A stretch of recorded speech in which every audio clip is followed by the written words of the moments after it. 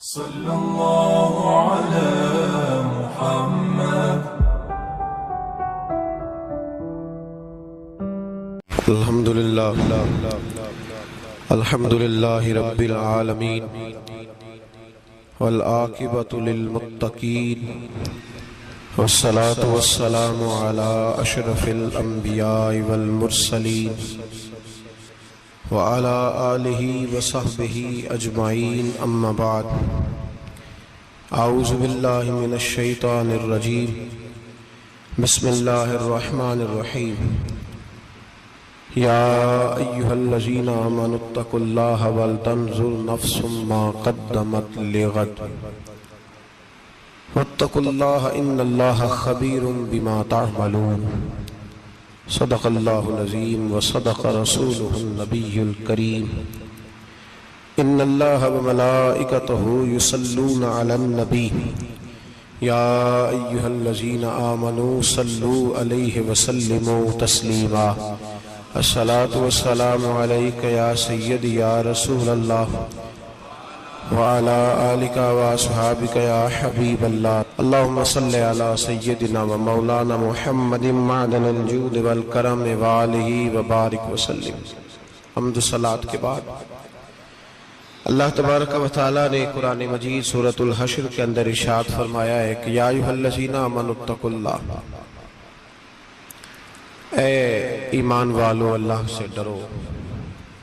وَلْتَنْظُرْ نَفْسٌ مَا قَدَّمَتْ لِغَدٍ، ہر آدمی یہ سوچ لے کہ اس نے اپنے آگے کیا بھیجا ہوا ہے،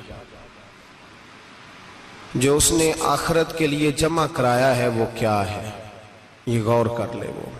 وَاتَّقُوا اللَّهَ، اور پھر ڈر جاؤ اللہ سے. إِنَّ اللَّهَ خَبِيرٌ بِمَا تَعْمَلُونَ، فرمایا تم جتنے مرضی پردے ڈالتے پھرو، تمہارے رب کو تمہارے تمام کاموں کی خبر ہے. اسے پتا ہے تم کیا کرتے، وہ جانتا ہے. عزیز دوستو، بزرگوں اور بھائیوں، قرآن مجید نے دو چیزوں پر بڑا زور دیا ہے. ایک اللہ کو ماننا، اور اللہ کو ماننے کا مطلب ہے نبی پاک کو بھی ماننا.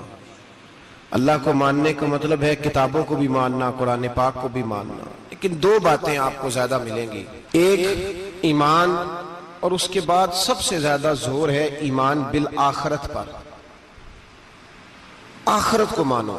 وَمِنَ النَّاسِ مَن يَقُولُ آمَنَّا بِاللَّهِ وَبِالْيَوْمِ الْآخِرِ وَمَا هُمْ بِمُؤْمِنِينَ. اللہ فرماتا ہے کچھ لوگوں کا دعویٰ ہے کہ ہم اللہ اور آخرت پر ایمان رکھتے ہیں، حالانکہ وہ ایمان نہیں رکھتے، دعویٰ کرتے ہیں، نفاق کا مظاہرہ کرتے ہیں، منافقت کرتے ہیں. جو اللہ کو ماننے والا ہوتا ہے اس کا رنگ اور ہوتا ہے. جس کو پتا ہوتا ہے قیامت کے دن اللہ کے حضور کھڑے ہونا ہے، اس کے اعمال یہ نہیں مانتے. کہتے ہیں ہم مانتے ہیں، پر مانتے، دعویٰ ہے کہ ہم مانتے ہیں آخرت کو بھی اور اللہ کو بھی، پر نہیں مانتے. قیامت قائم ہونا ضروری ہے. اگر وقوع قیامت نہ ہو تو ظالم کی تو موجیں لگ گئیں، جابر تو موج کرے گا، فاسق اور فاجر تو کہیں گے دنیا میں بھی ہم اپنے اقتدار کے زور پر جیتے رہے، آج بھی ہمیں پوچھنے والا کوئی نہیں. عقلاً نقلاً قیامت کا قائم ہونا ضروری ہے. قیامت قائم ہوگی تو مظلوم کو اس کے ظلم پر داد رسی کی جائے گی اور ظالم کو سزا ملے گی.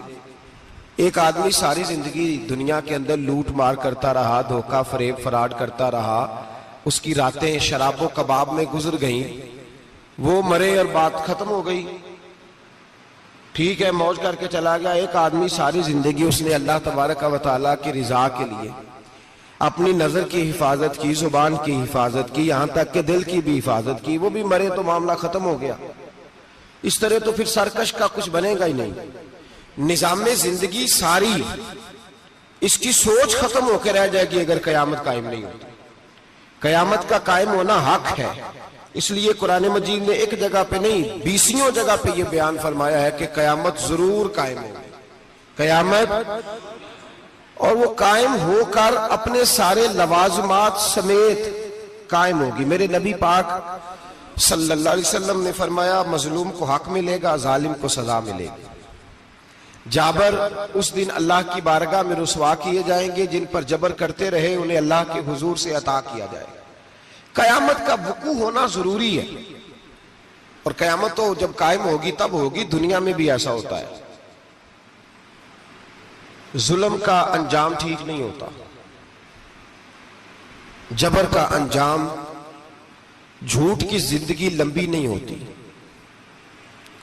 دھوکے، فریب، فراڈ، ملمہ سازی، ان چیزوں کی عمریں اللہ نے تھوڑی رکھی ہیں۔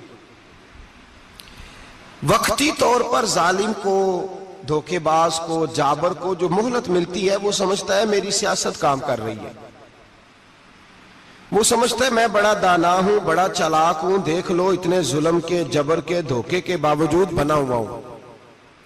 حالانکہ اللہ کی طرف سے اسے مہلت ملتی ہے، اور بڑا ہی مہربان ہے، مہلت اس طرح دیتا ہے کہ میرے نبی پاک علیہ السلام نے فرمایا جب میرا مسلمان نیکی کرتا ہے تو اللہ فرشتوں سے فرماتا ہے 70 گنا بڑھا کے لکھ لو اس کی نیکی، 70 گنا۔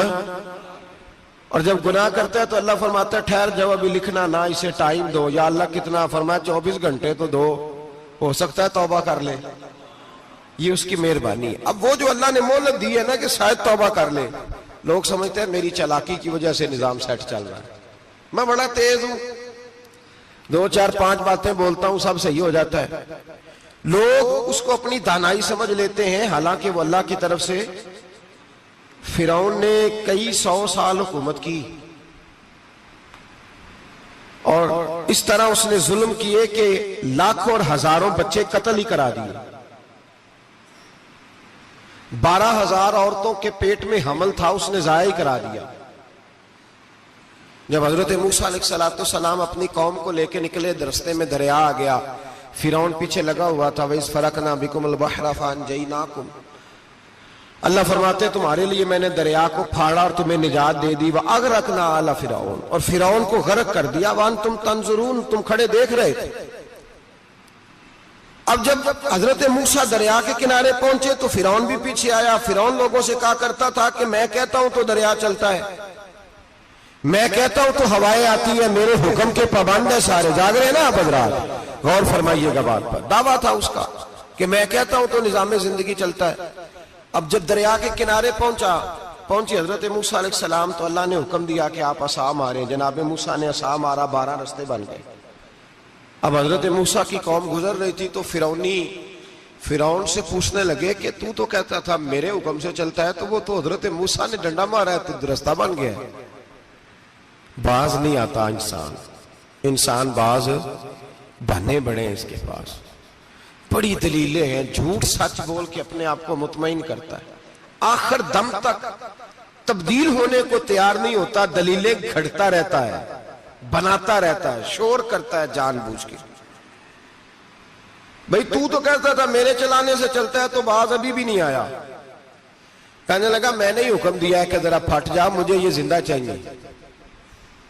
باز رسی جل گئی، بال کہنے لگا میں نے ہی کہا ہے دریا کو کہ یہ مجھے زندہ چاہیے، میرے بھاگے ہوئے ہیں تو اس لیے پھٹا ہے، تو آؤ میرے ساتھ دریا کراس کریں۔ تو پتا تو ان کو بھی تھا نا جتنا تو رب بنا ہوا ہے، پتا تو تھا، سارے جانتے تھے۔ کہنے لگے تو پہلے کراس کر، اگر تو بچ گیا تو ہم بھی پیچھے آتے ہیں۔ اب چاروں ناچار۔ ایک روایت تو یہ ہے کہ یہ جب خدائی کا دعویٰ کرتا تھا نا، تخت پہ بیٹھا ہوتا تھا، تو ایک دن حضرت جبریل آئے اس کے پاس انسانی شکل میں، تو کہنے لگے میں بڑی دور سے آیا ہوں تو ایک مسئلہ پوچھنا تھا۔ کہا پوچھو۔ کہنے لگے ایک غلام تھا کسی بادشاہ کا، تو بادشاہ نے اسے تھوڑی دیر کے لیے ایک علاقے کی سربراہی دے دی۔ کتنی دیر کے لیے؟ کتنی دیر کے لیے ہمیں سربراہیاں ملتی ہیں؟ کیوں جی؟ تھوڑی دیر کے لیے ملتی ہے نا، تھوڑی دیر کے لیے سربراہی دے دی ایک غلام کو۔ ذرا بات کو سمجھیے، حضرت جبریل پوچھتے ہیں، کہتے ہیں سربراہی مل گئی، اب وہ مالک ہی بن کے بیٹھ گیا ہے، وہ بات ہی نہیں سنتا، اس کو تھوڑی دیر کے لیے بنایا تھا، وہ تو خدائی کا دعویٰ کرنے لگا ہے۔ آپ بتائیں اس کا انجام کیا ہونا چاہیے؟ یہ مسئلہ پوچھنے آیا ہوں۔ تو فرعون کہنے لگا اس کا انجام یہ ہے کہ اسے پانی میں گھوتے دے دے کے مار دے۔ انجام کیا ہے؟ بولیے بولیے، کیا انجام ہے؟ کیا انجام ہے جی؟ پانی میں اللہ اکبر اپنی سزا تجویز کر رہا ہے. اس کی سزا کہ اسے پانی میں گوتے دے دے کے مارو ظالم کو. اسے تھوڑی دیر کے لیے بنایا تھا اور وہ چھائی گیا ہے, قبضہ ہی کر گیا ہے. حضرت جبریل کہنے لگے جی آپ لکھ کے دے دیں گے؟ کہنے لگا لاؤ لکھ دیتے ہیں. لکھوا لیا. جناب جبریل رکا لے کے تشریف لے گئے. اب جب فرعون دریا میں آیا نا تو اللہ نے حکم دیا مل جا. جب دریا ملا چیخنے لگا تو حضرت جبریل آئے, کہنے لگے تیرا ہی فتویٰ ہے, یہ تیری سزا ہی ہے نا. ہم بھی بڑی سزائیں تجویز کرتے ہیں. یہ جھوٹا ہے جی, اس کا تو فلانا علاج ہونا چاہیے, تو اگر تو جھوٹ بولے تو یہ فلانا بڑا جاور ہے جی, اس کے ساتھ اس طرح ہونا چاہیے, تو اگر تو یہ کام کرے تو جو سزا تو لوگوں کے لیے تجویز کر رہا ہے تو اپنے بارے میں بھی سوچ. اب جب گوتے آئے نا آخری وقت دیکھا وہ فرعون جو کہتا تھا میری مرضی سے دریا چلتا ہے. علامہ ساوی نے تفسیر ساوی میں لکھا ہے تڑپ کے رونے لگا. جب یہ مزاج ہے, ایک دفعہ اوپر آتا ہے آدمی جب دریا میں جاتا ہے, اوپر آیا تو چیخنے او میرے حواریو خدا کا واسطہ مجھے بچاؤ. کہنے لگے تو کہتا تھا میری مرضی سے چلتا ہے. بے بسی ہے, تڑپتا ہے, روتا ہے. وارث شاہ مان کری نہ وارثاں دا, رب بے وارثہ کر کے مار دائی. تڑپ رہا ہے, چلا رہا ہے, کوئی مدد کو نہیں پہنچتا. اب جب آخری غوطہ آیا تو کہنے لگا آمنا میں رب موسیٰ و ہارون, میں موسیٰ کے رب کو بھی مان گیا, ہارون کے رب کو بھی. اللہ نے فرمایا نہیں, اب تیرا ماننا قابل قبول ہے. اس وقت ماننا تھا جب تجھے مہلت دی تھی, جب تو جوان تھا. بڑھاپا آتا ہے, بیماری آتی ہے, جوان آدمی بیماری کا شکار ہوتا ہے تو کہتا ہے یا اللہ ایک دفعہ صحیح کر دے میں ساری پڑھا کروں گا, ایک دفعہ ٹھیک کر دے میں مسجد میں رہوں گا, میں اگلے سال اعتکاف بھی کروں گا, میں ساری تراویح پڑھوں گا. تو اس وقت پڑھنی تھی جب تجھے مہلت دی تھی, اس وقت پڑھنا تھا جب اللہ نے تجھے آسانی دی, زندگی دی. اگلا وقت یہ حال ایک کا نہیں ہوا. نمرود کو دیکھ لیں, حضرت ابراہیم علیہ السلام کو کہتا تھا میں رب ہوں. آپ نے فرمایا رب تو وہ ہے جو زندہ کرتا اور مارتا ہے. ایک موت کا قیدی بلایا, کہنے لگا ہاں بھائی کتنے دن رہ گئے تھے پھانسی میں؟ کہنے لگا جی پرسوں ہونی تھی. کہا جا تجھے آزاد کیا, لو میں بھی زندگی دیتا ہوں. ایک بے گناہ آدمی کو پکڑ کے قتل کر دیا, کہتا میں بھی مارتا ہوں. حضرت ابراہیم علیہ السلام کہنے لگے تو بیوقوفوں جیسی دلیلیں دے رہا ہے, چل اس طرح کر, میرا رب سورج مشرق سے نکالتا ہے, تو اگر رب ہے تو مغرب سے نکال کے دکھا. اب دلیل کا جواب کوئی نہیں تھا تو کہنے لگا پکڑو اور آگ میں ڈال دو. اللہ کے نبی کو آگ میں ڈالنے والا. یہاں ایک مچھر بیٹھا ہے, 400 سال حکومت کی اور خدائی کا دعویٰ کیا. یہاں مچھر بیٹھا تھا, چھینک آئی تو مچھر اندر چلا گیا. پہلے دربار کا ادب یہ تھا کہ جو آئے سجدہ کرے. اب اس کے سر پہ کوئی چیز مارتا تھا تو اسے سکون ہوتا تھا, مچھر تھوڑی دیر کے لیے اس کا دماغ چھوڑتا تھا. او بھائی یہ اس دھرتی پہ اللہ نے لوگوں کو نظارے دکھائے اور ہمیں سمجھانے کے لیے دکھائے, ہمیں تفکر کی, غور کی دعوت دی کہ دیکھ لینا, اپنے عمل کو پرکھنا. تمہارے عمل حضرت موسیٰ کے فرما برداروں جیسے ہیں, جناب ابراہیم کے فرما برداروں جیسے ہیں, یا بن کے بیٹھ گئے ہو؟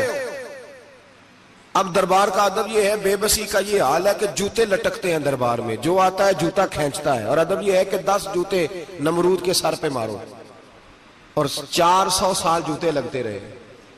روتا تھا, جو آدمی آتا تھا منتیں کرتا تھا, کہتا تھا کہیں سے کوئی دوائی مل جائے گی. پاگلوں جیسی زندگی گزاری, پاگلوں جیسی سخت. وہ تو حساب, وقوع قیامت تو حساب ہوگا ہی. یہاں لوگ پاگل ہو کے مرتے ہیں, معاذ اللہ, نفسیاتی مریض ہو کے مرتے ہیں. یہاں آخری وقت اتنا سخت آتا ہے کہ دنیا موت کی دعائیں مانگتی ہے. میرے بھائی جب انسان ظلم کرتا ہے تو بھول جاتا ہے کہ شاید مجھے پوچھے گا کوئی نہیں. جب وہ زیادتی کرتا ہے تو بھول جاتا ہے. جب وہ کسی کا حق کھاتا ہے تو وہ کہتا ہے شاید اس کا تو وارث ہی کوئی نہیں جس کو میں لوٹ رہا ہوں. لیکن جب اللہ کی پکڑ آتی ہے, حجاج بن یوسف ظالم تھا, اس نے اچھے کام بھی کیے تھے. قرآن پاک پر زیر زبر آراب حجاج بن یوسف نے لگوایا. محمد بن قاسم کو ہندوستان سندھ کے علاقے فتح کرنے بھی حجاج بن یوسف نے بھیجا تھا. ساری خوبیاں اپنی جگہ پر, ظالم بہت بڑا تھا. کسی آدمی نے اس کے سامنے کونے کی طرف منہ کر کے ساتھ والے سے بات کر لی تو کہنے لگا میرے خلاف کیا, اس کو لے جاؤ, 2 ٹکڑے کر کے واپس لے آؤ. توتی بولتا ہے نا اقتدار. جب کسی کے ہاتھ اقتدار ہوتا ہے نا، وہ چاہے ایک گھر کا ہی کیوں نہ ہو، وہ 10 بندے فیکٹری میں کام کرتے اور جو ان کا مالک ہوتا ہے وہ کہتا میں مالک ہوں، مجھے مانو. جب تو صاحب اقتدار ہوتا ہے نا، جب تو سسر بن کے بیٹھتا ہے اور کسی غریب گھر کی بہو آتی ہے 2-4 تو کہتا میرا اقتدار ہونا چاہیے. جب میں کھانسنے لگوں تو ہر آدمی کے ہاتھ میں ٹشو پیپر ہونا چاہیے. جب میں بولنے لگوں تو بندھے ہوئے ہاتھوں سے ہر آدمی جی جی کرتا ہوا کھڑا ہونا چاہیے. جس آدمی کا، اور یہ کام بہو بھی کرتی ہے کئی دفعہ، وہ بھی کہتی ہے کہ تمہیں پتا نہیں میں کتنا لمبا چوڑا جہیز لے کے آئی ہوں. جب میں سونے کے لیے اپنے بیڈ روم میں جاؤں تو خبردار بوڑھے بابے کو اجازت نہیں کہ وہ کھانسے. اماں کو چاہیے کہ اگر اس کو بڑی سخت پیاس بھی لگی ہے تو میرے سوتے سوتے باورچی خانے میں برتن نہ کھٹکھٹائے. جو جہاں بھی جس اسٹیج پہ بھی بیٹھتا ہے وہ کہتا ہے کوئی نہیں مجھے پوچھنے والا، میں مطلق العنان ہوں. جوان بوڑھوں کا مذاق اڑاتے ہیں، سمجھتے ہیں شاید کبھی بوڑھے نہیں ہونا، مذاق اڑاتے ہیں. تندرست لوگ بیماروں کا مذاق اڑاتے ہیں، شاید کبھی بیمار نہیں ہونا. حجاج بن یوسف ظالم تھا، ظلم کرتا تھا، زیادتی کرتا تھا. حضرت سعید بن جبیر ایک تابعی بزرگ تھے، اتنے بڑے بزرگ تھے کہ ساری رات نماز پڑھتے تھے، سارا سال روزہ رکھتے تھے. ایک دن انہوں نے منبر پہ بیٹھ کے کہا کہ حجاج ظلم سے باز آ جائے ورنہ اللہ کی لاٹھی بڑی بے آواز ہے. اللہ کی لاٹھی، اس کا کیا مطلب ہوتا ہے؟ اس کا مطلب ہے جب رب کی لاٹھی چلتی ہے تو اس کی آواز، جی اس کا پہلے کوئی پیغام، وہ پہلے اعلان نہیں کرتا کہ تگڑے ہو جاؤ لاٹھی چلنے لگی ہے. لاٹھی چلتی ہے پر اس کی آواز، سمجھ آ رہی ہے میری بات کی؟ جمعۃ الوداع کے لیے تشریف لانے والے احباب خاص غور فرمائیے گا. حجاج بن یوسف کو پتا چلا کہ حضرت سعید بن جبیر نے میرے خلاف بات کی، بلا لیا. کہنے لگا تو نے میرے خلاف بات کی ہے؟ فرمانے لگے کی ہے. کہنے لگا تجھے پتا ہے میں قتل کر دوں گا. آپ فرمانے لگے نہ تو زندگی کا مالک ہے نہ موت کا مالک ہے، تو کیسے قتل کر؟ کہنے لگا تجھے پتا ہے میرا؟ فرمایا میں نے تجھے نہیں، میں نے تو کئی شداد، کئی حماد، کئی قارون، کئی فرعون، کئی نمرود دیکھے، کئیوں کی داستانیں سنی. تو کون ہے؟ تو چھوٹا سا ہے. ایک جملہ ہے ملا جلال الدین رومی کا، بڑے درویش تھے، ایک بات کہہ گئے. کہنے لگے نمرود جتنے پیسے نہیں، فرعون جتنی حکومت نہیں، قارون جتنی دولت نہیں، ورنہ فرمانے لگے میرے زمانے میں بھی کئی لوگوں کا خدا بننے کو دل کرتا ہے، کئی لوگوں کا دل کرتا ہے، لیکن نمرود جتنے پیسے، فرعون جتنی طاقت اور قارون جتنی دولت نہیں، ورنہ ہو سکتا ہے لوگ دعویٰ کر جائیں معاذ اللہ ثم معاذ اللہ. یہ آج سے کئی 100 سال پہلے وہ کہہ رہے ہیں، آج تو حالات بڑے ابتر ہیں، اس کی نسبت خطرناک ہے. فرمانے لگے حضرت سعید بن جبیر تو زندگی موت کا مالک نہیں. کہنے لگا پکڑو، قتل کرو اسے، لے جاؤ. جب پکڑ کر کھینچ کر لے جا رہے تھے نا تو حضرت سعید بن جبیر مسکرانے لگے. اب ظالم کے سامنے مسکرائے تو اس کو بڑا غصہ آیا، یہ میرا مذاق اڑاتا ہے. بلا لیا، ادھر آؤ، کیوں مسکرا رہے ہو، کیا ہوا؟ تو حضرت سعید بن جبیر کہنے لگے میں مسکرا رہا ہوں تیری بیوقوفی پر اور اپنے اللہ کی دی ہوئی ڈھیل پر. میں مسکرا رہا ہوں کہ یا اللہ کیا بات ہے، کیا تیرا شان ہے، کیسے لوگوں کو ڈھیل دی ہوئی ہے. میں مسکرا رہا ہوں تیری بیوقوفی پر کہ تو سمجھتا ہے شاید مجھے پوچھنے والا کوئی نہیں. کہنے لگا اس کو باہر نہ لے جاؤ، میرے سامنے قتل کرو. ٹھیک ہے جی. قتل کرنے لگے تو حضرت سعید بن جبیر نے منہ کعبے کی جانب کر لیا. انی وجہت وجہی للذی فطر السماوات والارض حنیفا وما انا من المشرکین. جب آپ نے یہ آیتیں پڑھی نا کہ میں نے منہ کر لیا ہے اپنے رب کی جانب، کرو مجھے قتل. کہنے لگا نہیں نہیں، اس کا منہ پھیرو، کعبے کی طرف ہو کے قتل نہ ہو. ہے ظالم پر پاگل ہو گیا ہے. حضرت سعید بن جبیر کے حوصلے نے شکست دے دی، ناکام ہو گیا، مخبوط الحواس ہو. کہنے لگا اس کا منہ پھیر دو. جب کعبے سے پھیرا تو آپ فرمانے لگے للہ المشرق والمغرب فانما تولى فثم وجه اللہ. اللہ فرماتا ہے تو مشرق اور مغرب سارا ہی اللہ کا ہے، جدھر بھی منہ کرو گے ادھر اللہ ہی اللہ ہے، جدھر بھی منہ کرو گے ادھر اللہ ہی اللہ ہے. چاروں جانب پھیر دے جدھر منہ پھیرنا ہے. تو نے پھیر دیا منہ. حضرت سعید بن جبیر کے گلے پہ خنجر رکھا تو آپ نے ہاتھ اٹھائے، کہنے لگے اے اللہ میرے بعد اسے کسی اور پر مسلط نہ کرنا، میرے بعد کسی اور پر مسلط نہ، بس میں آخری ہوں۔ جب آپ ذبح ہوئے تو اتنا خون نکلا کہ لوگ کہتے ہیں جتنا اونٹ کے وجود سے نکلتا ہے، تر ہو گیا سارا اس کا دربار۔ ایک سمجھدار آدمی کو بلا کے کہنے لگا اتنا خون میں نے بڑے بندے قتل کرائے ہیں پر اتنا خون نہیں نکلا۔ تو وہ کہنے لگے لوگ مر جاتے، مرتے وقت ڈر جاتے ہیں، سہم جاتے ہیں، خون سکڑ جاتا ہے، لگتا ہے یہ شخص جب دنیا سے گیا ہے تو ڈٹ کے گیا ہے، یہ ڈٹ کے گیا ہے دنیا سے۔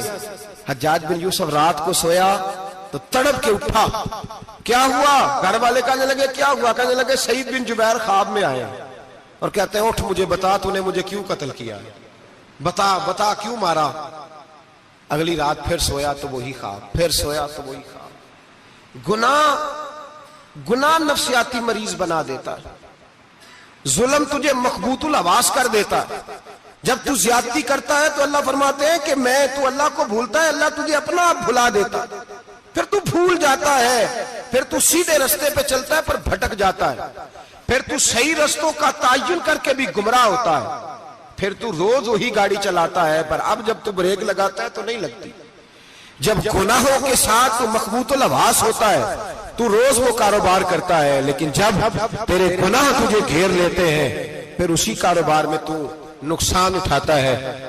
حجاج بن یوسف تڑپتا ہے، روتا ہے، یہاں تک کہ بیمار ہو گیا، پیٹ میں درد ہوتی ہے، پتہ نہیں کیا ہوا، تکلیف ہوتی ہے، پتہ نہیں، سارے حکیم، طبیب، ڈاکٹر، کوئی نہ سمجھ سکا کہ بیماری کیا ہے۔ جو بیماریاں خدائی ہوتی ہیں ان کا لوگوں کو پتا، جو آزمائشیں رب کی جانب سے ہوتی ہیں وہ ڈاکٹروں کے ہتھے نہیں چڑھتی، جو تکلیفیں اللہ دیتا ہے ان کا حکیم طبیب علاج نہیں کر پاتے، مشکل، اور شفا اسی وقت ہوتی ہے جب اللہ دینا چاہے، اور جب رب بھی دینا نہ چاہے تو بڑے بڑے ڈاکٹر کہتے ہیں کہ ہمارے بس کی بات نہیں رہی۔ بغداد سے حکیم آئے، پیٹ دیکھا، کہنے لگے نہ تیرے معدے میں کوئی دقت ہے، نہ تیرے جگر میں، نہ کسی اور جگہ، ماجرا کیا ہے؟ ایک آخری علاج ہے، آخری، وہ کیا؟ گوشت کا چھوٹا سا ٹکڑا دھاگے کے ساتھ باندھ کے منہ میں ڈالا اور پھر ایک باریک سا تنکا لے کے اس کو اندر ڈالنے لگے گلے میں۔ وہ گوشت کا ٹکڑا جب حلق کے اندر اتر گیا، اس حکیم نے واپس کھینچا تو کیسے ایسی بدبو آئی جیسی کبھی سونگی نہ تھی۔ جانور، کیڑے مکوڑے لگے ہوئے باہر نکلے، اور جب دیکھا تو جتنے محل میں لوگ بیٹھے تھے چلاتے ہوئے نکل گئے کہ یہ کیا مصیبتیں ہیں۔ حکیم بھی اٹھ کے دوڑنے لگا، کہا تجھے کیا ہوا؟ کہنے لگے حجاج تیری بیماری زمینی نہیں، تیری مصیبت زمینی نہیں۔ کہا میری مرض تک تم کیوں نہیں پہنچ پا رہے؟ تو کہنے لگے لگتا ہے تو بد دعا کا مریض ہے، لگتا ہے تو ظلم کا مریض ہے، تو جبر کا مریض ہے۔ تڑپتا رہا، سسکتا رہا۔ ایک وقت وہ بھی آیا کہ گھر والوں نے کمرے میں بند کر کے تالا لگا دیا، دیوار سے ٹکرے مارتا۔ او بھائی، جو گناہوں کے بیمار ہوتے ہیں انہیں شفا نہیں ہوتی، جو ظلم، جبر، بربریت کے بیمار ہوتے ہیں انہیں سکون قلبی میسر نہیں آتا۔ دوائیاں ان بیماریوں کی بنی ہوئی ہیں جو بیماریاں زمینی ہیں، جو بیماریاں خوراک کی بد پرہیزی سے ہوتی ہیں، جو گناہوں کی بد پرہیزی سے ہوتی ہیں، ان کی بیماریاں، ان کی شفا توبہ ہے، ان کی شفا رجوع اللہ ہے، ان کی توبہ، اللہ سے معافی مانگنے سے شفا ہوتی ہے۔ حجاج جب مرنے لگا تو بلایا، یہ رنگ بھی ذرا ملاحظہ کیجئے گا، دو چار قریبیوں کو بلایا، پتہ ہوتا ہے نا اپنے کرتوتوں کا آدمی کو، پتہ سارا ہے سردار لوکیتی ہے، پتہ ہوتا ہے سارا۔ بلا کے کہنے لگا جب میں مر جاؤں تو مجھے رات کو دفن کرنا۔ کیوں بھائی، عورت ہے؟ کہنے لگا نہیں، رات کو دفنانا۔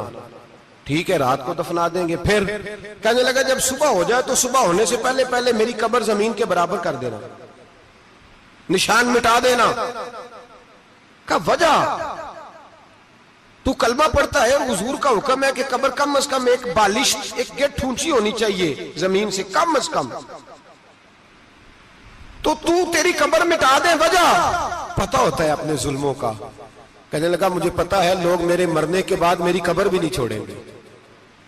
دنیا میں تو میرے جبر کی وجہ سے کوئی آ نہ سکا، لیکن میری قبر بھی لوگ جنازوں میں باتیں شروع کر دیتے.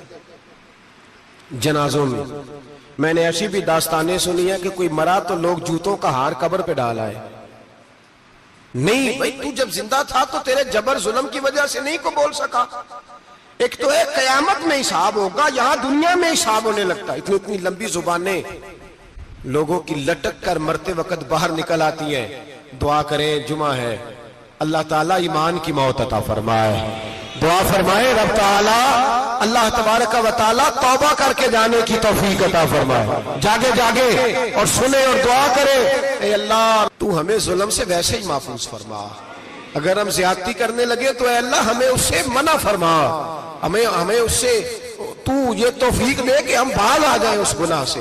میرے بھائی، ایک تو دنیا میں سزا ہے، پھر قیامت کی سزا ہے، اور وہ زیادہ سخت ہے. وہ زیادہ سخت ہے. ہم لوگوں نے نا ہیلے بہانے بڑے بنائے ہوئے ہیں. بینک کے ساتھ کاروبار کرنے والا کہتا ہے نہیں مجبوراً لیا ہے، مجبوراً. مر رہا تھا تو آخری لبوں پہ تھا تو جائز ہے، جائز ہے. اس وقت جب تجھے کھانے کو لقمہ نہ لگے تو حرام کھانا بھی جائز ہے. کیا دقت تھی؟ کیوں اللہ رسول کے مقابلے میں کھڑا ہوا تو؟ کیوں سود کا دھندا کیا؟ کیا تکلیف تھی؟ کہاں تو الجھ گیا تھا؟ ہم جان بوجھ کے اپنے لیے جہنم کٹھی کرتے ہیں، پھر کہتے ہیں سکون نہیں زندگی میں. کہاں سکون آئے گا؟ کیسے آئے گا؟ ہم نے خود آگ لگائی ہے چمن میں اپنے. جو قیامت کی سزا ہے، میرے نبی پاک علیہ السلام نے فرمایا رب تمہیں سامنے کھڑا کرے گا. اور کس طرح کھڑا کرے گا؟ فرمایا لوگوں کے وجود سے کپڑے اتر جائیں گے، زمین اس طرح دہکے گی جس طرح تانبا زمین پہ رکھا جائے اور آگ جلائی جائے. تانبا دیکھا آپ لوگوں نے؟ یہ بھی گرمی گزری ہے نا، تو فرش پر جب سورج پڑتا تھا تو ننگے پاؤں چلا نہیں جاتا تھا. صحیح کہہ رہا ہوں؟ ننگے پاؤں، بچے کا پیر زمین پہ لگتا ہے تو چیخ اٹھتے ہیں، کہتے ہیں اوہ جل گیا پیر. حالانکہ یہ فرش دنیا کے. اور اگر تانبے کے اندر خاصیت ہے کہ اگر کوئی دھات جلدی اور زیادہ گرم ہوتی ہے تو وہ تانبا ہے. میرے نبی نے مثال دی تو اس کی دی جو سخت تھا. فرمایا تانبے کی طرح زمین تپائی جائے گی اور پھر ننگے پاؤں رب تمہیں کھڑا کرے گا. آج سورج کی پشت تمہاری جانب ہے، قیامت میں منہ تمہاری جانب ہوگا. نیزہ آپ نے دیکھا ہوگا، نیزہ ہوتا تھا. فرمایا یہ جو تم نیزے دیکھتے ہو صرف 1.25 نیزے کے برابر سورج قریب آ جائے گا، اور پھر اللہ تمہیں سامنے کھڑا کر کے تم سے سوال جواب کرے گا. اور حضور نے کہہ دیا ہے تو اب کسی نعت خواں کے کہنے سے بات بدل سکتی، کسی پیر کے کہنے سے جملہ بدل سکتا، کسی خطیب کے کہنے سے فکر نہ کرنا وہ سامنے جنت پڑی ہے، اب بات بدل سکتی؟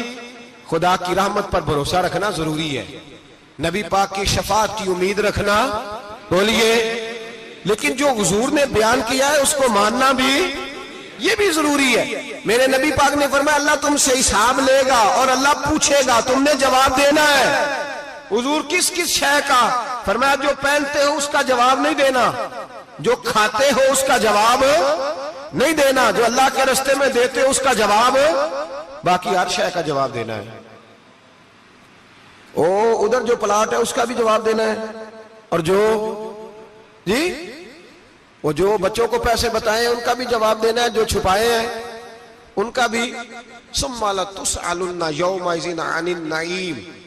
جو کمیٹی اپنے محلے میں ڈالی ہے اس کا بھی جواب دینا ہے، جو سسرال کے علاقے میں ابا جی سے چوری ڈالی ہوئی ہے اس کا جواب بھی، سب کا جواب دینا ہے، تمام حساب کتاب. اور اللہ فرماتے ہیں میں سامنے کھڑا کر کے ہر سوال کا تجھے ہر سوال کا جواب. اچھا یہ جو بڑے لوگ تھے وہ حساب سے ڈرتے تھے، ہم چھوٹے لوگ ہیں ہم حساب سے ہم نہیں ڈرتے، ہم کہتے ہیں دیکھی جائے گی. بڑے لوگ جو تھے وہ حساب سے. حضرت ابوبکر صدیق دعا کرایا کرتے تھے، دعا کرو اللہ مجھ سے حساب نہ پوچھے. حضرت عمر فاروق رضی اللہ تعالیٰ عنہ اپنے بیٹے سے کہتے تھے بیٹا اپنے باپ کے لیے رحمت کی دعا کرنا، میں درگزر والا ہوں، میں حساب والا کوئی نہیں. بڑے لوگ ڈرتے تھے، بڑے لوگ. حضرت عثمان غنی قبر پہ کھڑے ہوتے تھے تو داڑھی آنسوؤں سے بھیگ جاتی. غلام کہتے ہیں حضور 3 دفعہ نبی پاک نے آپ کو جنت کی بشارت دی ہے، 3 دفعہ بشارت دی ہے، تو آپ کیوں اتنا روتے ہیں؟ عثمان غنی فرماتے جس رسول نے مجھے جنتی کہا ہے اسی محبوب نے مجھے فرمایا تھا عثمان قبر آخرت کی منزلوں میں سے پہلی منزل ہے. اور آپ فرماتے میرے تو کمرے میں دیا گل ہو جائے تو مجھے ڈر لگتا ہے، اس میں تو مکمل اندھیرا ہے. آپ فرماتے کھڑکیاں بند ہو تو دم گھٹنے لگتا ہے، اس کو تو دروازہ ہی کوئی نہیں، روشن دان تک نہیں. بھائی جو بڑے تھے وہ ڈر رہے تھے. مولا علی شیر خدا نماز کا وضو کر کے کانپتے تھے، کانپتے. علی آپ مرحب کے سامنے نہیں کانپے، خیبر کا دروازہ اکھاڑتے نہیں کانپے، بدر احد خندق حنین اور خیبر میں نہیں کانپے، تو یہاں آپ فرمانے لگے مالک کے سامنے جاتے ہوئے ڈر آتا ہے. بڑے لوگ کانپتے تھے، بڑے لوگ. آج کون سا جمعہ ہے؟ سارے بولیے. حالانکہ یہ اگلے سال دوبارہ آئے گا، ہمارا نہیں پتا کہ ہم ودا ہو جائیں کہ کیا بنے. یہ کون سا جمعہ ہے؟ آیا جمعۃ الوداع، آئے ہم پڑھ گئے. آج ایک فکر لے کر کے جانا، ایک سوچ. جہاں روز رات کو بیٹے کی ٹینشن، بیٹی کی ٹینشن، بھائی کی ٹینشن، پوتے کی ٹینشن ہوتی ہے نا، ایک ٹینشن اور اپنے آج ایک ٹینشن بڑھا لو، قبر کی ٹینشن پیدا کر لو، قیامت کی تھوڑی سی فکر کر لو، تھوڑی سی ایک لمحے کے لیے صحیح تھوڑا خیال پیدا کرے. حضرت حسن بصری نام سنا ہوا ہے نا، یہ حضرت علی کے شاگرد ہیں. نبی پاک کے گھر میں آ جاتے تھے کئی دفعہ، بچے تھے جب. حضرت حسن بصری تابعی ہیں. فرماتے خانہ کعبہ میں عمرہ کرنے گیا، طواف کعبہ کر رہا تھا تو بڑا عجیب منظر ہوا. رات کی تنہائی ہوئی. اس وقت کئی دفعہ طواف بند بھی ہوتا تھا، اس لیے کہ رش کم ہوتا تھا تو رات کو سب سو جاتے. کہتے رات ذرا گہری ہوئی تو لوگ اپنا اپنا خیمہ لے کے جاتے تھے. اب تو ہوٹل ہے نا تو خیمے لگتے تھے، لوگ خیمہ لے کے جاتے تھے، جہاں جگہ ملتی تھی خیمہ لگا کے رہتے تھے. فرماتے میں رات کو سویا خیمے میں، ایک دردناک آواز آئی. میٹھی ہے، دھیمی ہے، پر درد بڑا ہے. کوئی رونے والا رو کے کہتا ہے اللہ حساب قیامت میں مجھ سے نہ لینا، اے اللہ تنہائی میں جتنا مرضی حساب لینا پر لوگوں کے سامنے نہ لینا. اور پھر کہتا ہے اللہ فضل تو تب کرے جب تو میرا حساب پوچھے ہی نہ. پھر چند منٹ گزرے تو پھر وہ رونے لگا. میرے کانوں میں آواز آئی، کہنے لگا اے اللہ حساب تو ان کا لیا جاتا ہے جو حساب کے قابل ہوتے ہیں. اعلیٰ حضرت کہتے ہیں نا رضا سے تو کیا حساب لے گا، رضا بھی کسی حساب میں ہے. اے اللہ میں قابل نہیں، مجھ سے حساب نہ لینا. کہتے تھوڑی دیر گزری تو پھر وہ رونے لگا. پھر ذرا سانس سنبھلے تو پھر کہنے لگا اے اللہ میں تو لوگوں کو کوئی بندہ حساب پوچھ لے تو نہیں دے سکتا، میں تجھے کیسے حساب دوں گا. پھر تڑپنے لگا. کہتے تھوڑی دیر گزری تو پھر ایک لفظ انہوں نے کہے رونے والے نے، کہنے لگے اللہ دیکھ تیرے محبوب کا فرمان ہے جو معافی مانگے تو اسے معاف کر دیا کرتا ہے. اے اللہ میں معافی مانگنے آیا ہوں اور مسجد نہیں آیا، میں کعبۃ اللہ ہی آ گیا ہوں. کہتے ہیں وہ اتنا روئے کہ چیخ آئی ان کی. اور جب دھڑام سے کوئی زمین پہ گرا تو میں پریشان ہوا کہ اب تو بے ہوش ہو گیا. فرماتے ہیں میں زور سے اٹھا فٹافٹ اور اس شخص کی طرف بڑھا. میرے دل میں خیال ہے کوئی گناہگار ہے بیچارہ، تو چلو میں بھی دعا کرتا ہوں. اس کو کہتا ہوں بیٹے فکر نہ کر، اللہ تیری مدد کرے گا. فرماتے ہیں میں گیا اس نیت کے ساتھ کہ میں کہوں گا چلو اٹھو تم بھی دعا کرو میں بھی کرتا ہوں، اللہ ہم سے حساب نہ پوچھے. کہتے میں گیا تو وہ شخصیت بے ہوش پڑی تھی، کالے سیاہ بال ان کے چہرے پہ بکھرے ہوئے تھے. کہتے ہیں لوگوں جب میں نے زلفیں ہٹائیں چہرے سے تو میرا وجود کانپنے لگا آسمان ٹوٹ پڑے گا، زمین پھٹ جائے گی، ستارے بکھر جائیں گے، آج بہ جائیں گے سمندر. فرماتے ہیں میری چیخیں نکل گئی. یہ کوئی گناہگار تو نہیں، یہ تو حضرت فاطمہ کے پوتے امام زین العابدین ہے. یہ تو امام حسین کا وہ بیٹا ہے جو کربلا میں تنہا بچے تھے. فرماتے ہیں میں امام کا چہرہ دیکھا تو بھاگ کے آیا اور میں نے اپنی داڑھی ان کے پیروں کے ساتھ مس کی اور میں نے کہا حضور اٹھئے. امام اٹھے تو میں نے کہا شہزادے تیرے تو اشارے سے اللہ کئی گناہگاروں کو بخشے گا، تیری تو دعا سے اللہ بخشے گا، یہ کیا کر رہے ہو؟ تو امام زین العابدین کہنے لگے حسن بصری ادھر آ یار، ادھر آؤ بزرگو، میرے دادا کے پاس رہنے والے ہو. میں نے آج ہی سنا ہے کہ اس کا عذاب بڑا سخت ہے. آؤ میرے لیے دعا کرو، اللہ پاک مجھ سے حساب نہ پوچھے، کہا حضور نہ کریں۔ اب فرمانے لگے تجھے نہیں پتا کچھ چیزیں ایسی ہیں کہ رب نے اگر حساب پوچھا تو میں واقعی جواب نہیں دے پاؤں گا، چل کر میرے لیے دعا۔ کہتے میں نے ہاتھ باندھے، حضور میں نہیں کرتا، اٹھا کہہ۔ فرماتے میں نے ہاتھ اٹھائے، میں نے کہا اے اللہ تیرے رسول کا شہزادہ ہے، یہ تیرے رسول کا شہزادہ ہے، یہ کہہ رہا ہے تو فضل کر۔ او بھائی جو بڑے تھے وہ تو تڑپتے تھے، سسکتے تھے۔ ابو علی ہیتی کہتے خانہ کعبہ میں پتھر پہ سر رگڑ رگڑ کے کوئی بوڑھا کہہ رہا تھا اے اللہ اول تو حساب نہ لینا، اور اگر لینا تو مجھے اندھا کر کے اٹھانا، میں تیرے نیک بندوں کے سامنے شرمندہ نہیں۔ اقبال رو پڑے، اقبال کچھ لوگوں نے لکھا ہے یہ آخری ربائی ہے ڈاکٹر اقبال کی، آخری، اس کے بعد شاید اس نے کلام نے کچھ سیرت نگاروں کا خیال ہے۔ اقبال مدینے کی طرف منہ کر کے کہنے لگے تو غنی از ہر دو عالم من فقیر، اللہ تو غنی ہے میں تو فقیر ہوں، روز محشر عذر ہائے من پذیر، اے اللہ اول تو میرا کوئی عذر قبول کر لینا محشر کے دن، اور اگر نہ کرنا ہوا اگر تمہیں بینم حسابم نہ گزیر، اگر ضرور ہی میرا حساب لینا ہے، اے اللہ اگر تو نے ضرور لینا ہے، اے اللہ اگر ضرور ہی لینا حساب، اول تو میرا عذر مان لینا، میری کمزوری پہ رحم کرنا، اے اللہ میرے بڑھاپے پر میری کمزوری پر رحم کرنا، اگر ضرور حساب لینا ہے از نگاہ مصطفیٰ پنہا بغیر، تو اے اللہ ذرا حضور کی نگاہوں سے اوجھل کر کے لینا، اے اللہ مجھے شرم آئے گی۔ میرے مصطفیٰ کریم فرمائیں گے میں تو تجھے ہر بات سمجھا کے آیا، ایک جگہ تیری رہنمائی کر کے آیا، تو کیسے عمل کما، ذرا اوجھل کر کے از نگاہ مصطفیٰ پنہا بغیر، ذرا حضور کی آنکھوں سے اوجھل کر کے سائیڈ پہ کر کے لینا، میں برداشت نہیں کر پاؤں گا۔ حضرت ابو علی ایتی کہتے ہیں بابے نے سر رکھا ہوا ہے اور کہتے ہیں اللہ مجھے اندھا کر کے اٹھانا، فرماتے میں گیا، میں نے کہا چلو میں دعا کرتا ہوں جا کے۔ فرماتے جب میں نے جا کے بزرگوں کی کمر پہ ہاتھ رکھا، ان کا چہرہ دیکھا تو یہ کوئی گناہگار تو نہیں، یہ تو بغداد کے پیر عبد القادر جیلانی ہے، یہ تو محبوب سبحانی غوث سمدانی ہے، یہ تو وہ شخص ہے جو قدم لگائے تو اللہ ولایت عطا کرتا ہے۔ جو بڑے تھے وہ ڈر رہے تھے، معین الملت والدین عطائے رسول ہند الولی غریب نواز حضرت خواجہ معین الدین اجمیری رحمت اللہ علیہ، خواجہ قطب الدین بختیار کاکی کو تنہائی میں بلا کے کہنے لگے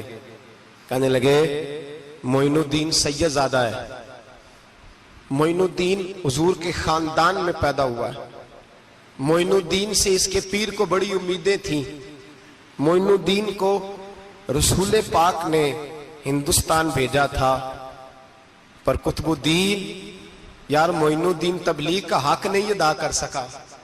حضرت خواجہ قطب الدین کہنے لگے حضور 90 لاکھ تو مسلمان کر دیے، اور کیا حق تھا؟ فرمایا نہیں، جب تو تہجد کی نماز پڑھے نا بیٹا اپنے لیے دعا مانگنا تو خدا سے کہنا مولا میرے پیر کی کوتاہیاں معاف کر، وہ جس اعزاز کا تھا وہ کام نہیں کر سکتا، جو بڑے تھے ان کی تو باتیں بڑی تھی، یہ جو ہم چھوٹے آئے ہیں نا نئے ٹکٹیں دیتے پھرتے ہیں، ٹکٹیں، بے نمازی جاہل ان پڑھ پیر ٹکٹیں بانٹتا ہے لوگوں کو، تو بھی بخشا ہے تو بھی بخشا ہے، وہ 90 لاکھ لوگوں کو رائے حق پر لگا کے بھی کہتے تھے نہیں حق تو یہ ہے کہ حق ادا نہ ہوا، حق تو یہ ہے کہ حق، کوئی شے پلے نہیں، ڈٹا ہوا کھڑا ہے مسلمان، ڈٹا ہوا، یہ حساب سنے۔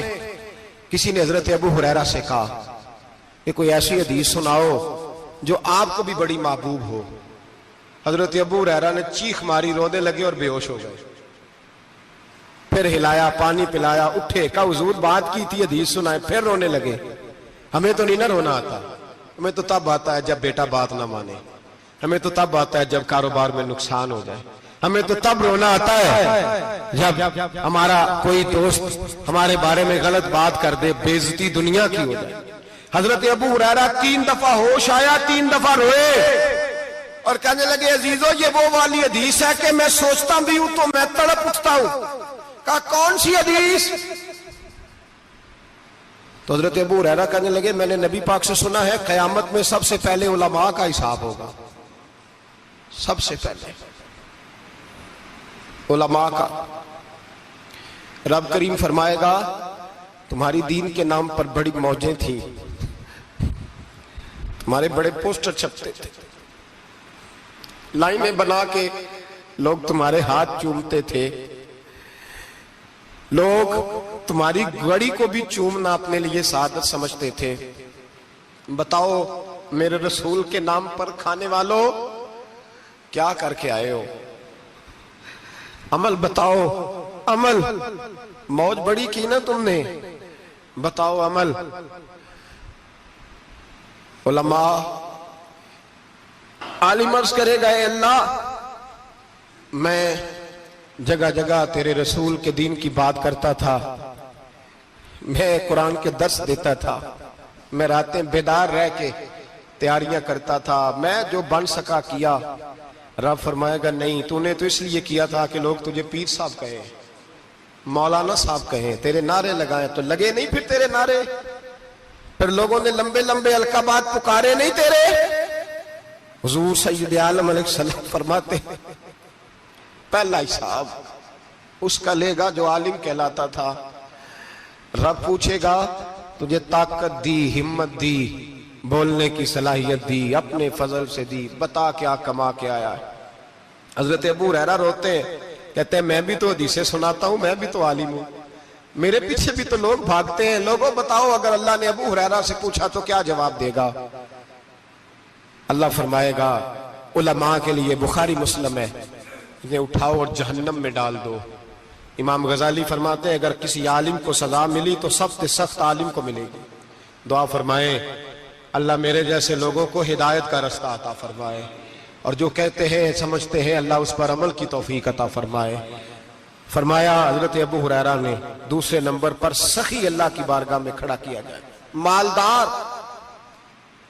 رب فرمائے گا بول کچھ ایسے بھی تھے جن کے پاس شام کی روٹی نہیں تھی، تجھے میں نے تیری تجوری بھر کے تجھے دولت عطا کی، تجھے وراثت میں نے مربے دیے، جائیدادیں دی. بتا وہ کچھ وہ تھے سویرے مزدوری کرنے جاتے تھے، کما کے لاتے تھے، ہزاروں روپیہ تیری بینک میں پڑا تھا، بتا کیا کیا تو نے؟ اے اللہ میں نے مسجد میں دیے، مدرسے میں دیے، 30 دن افطاریاں پکاتا رہا. اللہ فرمائے گا تو جھوٹ بولتا ہے، تو سارا کچھ اس لیے کرتا تھا کہ لوگ تجھے سخی کہے. ہاں ہاں تیرا اعلان ہوا مسجد میں، لوگوں نے کہا وہ دیکھو کتنے پیسے دے رہا ہے، اس کا وہ دیکھو نام لکھا ہوا ہے ہسپتال کے ایک کونے میں کہ یہ والا بلاک فلاں سیٹھ صاحب نے بنایا، یہ دیکھو لکھا ہوا ہے کہ یہ کمرہ مدرسے کا اس نے بنایا، تو لکھ دیا گیا، نعرے لگ گئے، اب جا دوڑ جا. اللہ جہنم میں پھینک دے گا. فرمایا پھر شہید کھڑا کیا جائے گا. ہاں بھئی تجھے طاقت دی، ہمت دی، بتا کہاں خرچ کی، کہاں؟ اے اللہ شہید ہی ہو گیا. فرمایا وہ تو اس لیے ہوا تھا کہ لوگ تجھے شہید کہیں، بہادر کہیں، تیرے نام پہ روڈ کا نام رکھا جائے، تمغائے حسن کارکردگی ملے سو مل گیا. میرے لیے بتا کیا کر کے آیا ہے میرے لیے؟ اسے اٹھاؤ اور جہنم میں پھینک دو. بھائیو عذاب کڑا ہے، عذاب سخت ہے، حساب سخت ہے، اور جو حساب لینے والا ہے اس کو میں نا تراویح ہو رہی تھی تو قاری صاحب نے ایک سورہ یاسین شروع کی، وَامْتَازُوا الْيَوْمَ أَيُّهَا الْمُجْرِمُونَ. اللہ فرماتا ہے قیامت میں کہوں گا مجرم جو ہے نا وہ صفوں سے باہر آ جائے، صفوں سے باہر آ جائے. ایک ہمارے فزکس کے ٹیچر ہوتے تھے تو بڑی سخت چھڑی مارتے تھے، تو جب وہ قد بھی بڑا تھا، جلال بھی بڑا تھا، اور اصول بڑے اچھے انسان تھے لیکن سخت تھے، تو مجھے یاد آتا تھا کہ جب وہ سویرے آ کے کہتے جس نے کام نے لکھا وہ باہر نکل آئے. 2 قسم کی چوٹ لگتی تھی. ایک تو خیال یہ آتا تھا کہ شرمندگی بڑی ہوگی کہ سارے اسٹوڈنٹ بیٹھے ہیں اور 2 3 4 ان کو کہا وہاں مرغے بن جاؤ، بڑی شرم آتی تھی. اور پھر جب وہ مارتے تھے تو اتنا سخت مارتے تھے کہ کئی دن تکلیف رہتی تھی، بتایا نہیں جاتا تھا. وہ اسٹوڈنٹ بتاتے تھے کہ یار اس سے بچو کسی بھی طریقے، اور کسی کا کام رہ بھی جاتا تھا کہتے تھے اس پیریڈ کی ڈیوٹی سبق یاد کر کے آنا ہے۔ سخت ٹیچر کے بارے میں تیرا میرا یہ رویہ ہے۔ تو یاد آ رہا تھا جب وہ کہہ رہے تھے نا وَامْتَازُوا الْيَوْمَ أَيُّهَا الْمُجْرِمُونَ، تو میں صف میں کھڑا تھا تو 2 قطرے میرے بہہ گئے آنسوں کے۔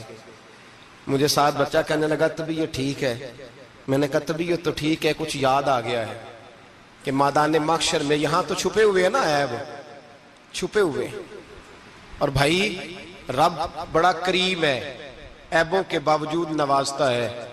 میرا دعویٰ یہ ہے اگر ہمارے عیب کھل جائیں، لوگ ہمیں دھرتی پہ جینے نہ دیں، لوگ جینے نہ دیں، نکال دیں، اپنے بھی ہمیں برداشت نہ کریں، یہ تو اس کا کرم ہے۔ پتہ سارا ہے سردار نو کیتیاں دا، پردہ چپایا ہی تیرا پلا ہو سی۔ وَامْتَازُوا الْيَوْمَ أَيُّهَا الْمُجْرِمُونَ، اللہ فرمائے گا مجرم باہر آ جائے۔ یا اللہ کیا ہوگا؟ جب سوال جواب ہوں گے تو رب فرماتا ہے تیری زبان پہ مور لگا کے بند کر دوں گا، تیرے ہاتھ بولیں گے، پیر بولیں گے، سر بولے گا، پیٹ بولے گا۔ اس وقت کی فکر پیدا کریں، ٹینشن پیدا کریں۔ وقوع قیامت حق ہے، اور باندھ کے نا لوگ پیر باندھ کے زور کے ساتھ باندھتے۔ سگا بیٹا جب قبر میں دفن کرتا ہے نا تو وہ بھی کہتا ہے وہ کونا، یہ کونا تھوڑا سا مٹی کم ہے، یہاں بھی مٹی ڈالو۔ پہلے لوگ روزانہ جاتے ہیں، پھر ہفتے کے بعد، پھر مہینوں بیت جاتے ہیں۔ کچھ قبریں ایسی بھی ہیں جن پہ کھڑے ہوں تو لگتا ہے قبریں رو رہی ہیں اور کہتی ہیں جاؤ میرے گھر والوں سے جا کے کہو کوئی پھیرا ہی لگا جائے، وہ ایک دفعہ آئے تو صحیح۔ کوئی مٹی نہیں ڈالتا، بادشاہوں کی قبریں روتی ہیں، سرمایہ داروں کی قبریں روتی ہیں، کوئی جاتا نہیں۔ اتنے اتنے موٹے سوراخ ہے قبروں میں، آپ اپنے شہر کے قبرستان پھر کے دیکھ لیں، سوراخ ہے۔ او بھائی حضرت مولا علی شیر خدا قبرستان گئے تو پہلے رونے لگے، پھر کہنے لگے قبروں والوں کیا حال ہے تمہارا؟ تو آپ فرماتے ہیں مردہ مجھے اندر سے بول کے کہنے لگا علی کفن پھٹ گیا، ہڈیاں ٹوٹ گئی، مال تو دے آئے تھے وارثوں کو پر حساب ہمیں دینا پڑ رہا ہے، تو بتا پیچھے کیا حالات ہیں؟ تو حضرت علی کہنے لگے تمہاری بیویوں نے اور نکاح کر لیے، تمہارے دوستوں نے نئے دوست بنا لیے، تمہاری اولادوں نے تمہارے بغیر جینا سیکھ لیا، تمہاری جائیدادیں بٹ گئیں، تمہارا پیسہ تقسیم ہو گیا۔ پہلے تو کوئی تمہارا نام لیتا تھا، اب تو تمہارا ذکر ختم ہو گیا ہے، اب تو 1-2 نسل تک تمہارا ذکر تھا، اب تو تمہیں یاد ہی کوئی نہیں کرتا۔ کہتے ہیں لوگ یہاں کوئی رہا کرتا تھا، یہاں کوئی ہوا کرتا تھا، اب تو تم قصہ پارینہ، قصہ ماضی ہو گئے۔ حساب کا وقت قریب ہے، قریب آ گیا وقت۔ اللہ فرماتے اقترب للناس حسابهم وهم فی غفلۃ معرضون، فرمایا حساب کا وقت قریب آ گیا ہے تو ابھی بھی غافل ہے۔ جمعۃ الوداع ایک پریشانی لگانے کا ارادہ تھا، بڑی پریشانیاں پالی ہیں، ایک پریشانی اور پال لو، جس کو یہ پریشانی لگ جائے اس کی عمل سنورنے لگ جاتا ہے۔ یہ پریشانی پال لو کہ اگر مجھے حساب دینا پڑے۔ حضرت عمر کا فرمان، آپ فرمایا کرتے تھے اپنا حساب خود کر لو قبل اس کے کہ اللہ تمہارا حساب کرے۔ خود کر لو اپنا حساب، خود کھاتے ٹھیک کر کے رکھو، چیک کر کے رکھو۔ میری دعا ہے اللہ پاک ہمیں ان میں شامل کرے جن کو وہ معاف کرنے والا ہے، آمین تو کہہ دے۔ اللہ تبارک و تعالی ہمیں ان لوگوں میں شامل کرے جنہیں اللہ بغیر حساب جنت عطا کرنے والا ہے۔ فکر پیدا کریں، سوچ پیدا کریں۔ اللہ تبارک و تعالیٰ کو راضی کرنے کے ایام ہے اور اس کی رضا کی طرف توجہ کریں سارے حضرات۔ اللہ تبارک و تعالیٰ آپ کو سعادت مندیاں اور برکتیں عطا فرمائے۔ اللہ اللہ ہے مجھ پر پہرا دے گا کون لڑائی میں، مجھ پر پہرا دے گا کون لڑائی میں، مجھ پر پہرا دے گا کون لڑائی میں، مجھ پر پہرا دے گا کون لڑائی میں؟ میں صدیق اکبر آقا بول پڑے مٹھی سے ابو جہل کی کنکر بول پڑے اللہ اللہ حی اللہ اللہ حی اللہ صلی اللہ علیہ